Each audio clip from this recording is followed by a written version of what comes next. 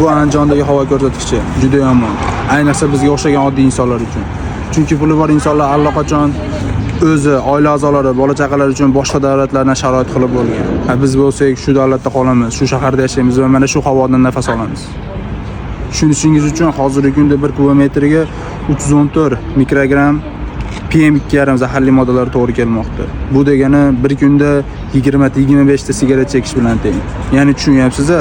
Hattoki chekmaydigan inson ham shu darajada zaharlangan. PM2,5 zaharli moddachalari inson soch tolasidan 30 barobar ingichka. Shu sababli burundagi filtrdan, hatto shilliq qavatdan, hattoki o'pkadan ham to'g'ridan-to'g'ri o'tib qonga aralashadi. Bu esa infarkt, insult, astma, hattoki o'pka rakini keltirib chiqaradi. Biz nima qilishimiz kerak degan savol tug'iladi.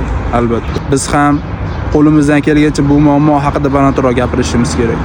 Shunda hukumatimizning bu muammo asosiy, birinchi darajali kurashish uchun qo'yilgan dolzarb muammolardan biriga aylanishi kerak. Va bu muammoning sabablarini o'rganib, unga qarshi kurashishni yo'lga qo'yilgandagina biz muammodan qutulishimiz mumkin. Shunga o'xshagan istalgan videoni repost qiling, do'stlaringizga ulashing. Farqi yo'q. Agar biz o'zimiz harakat qilmasak, bizga hech kim boshqa joydan kelib bu muammoni tuzatib bermaydi.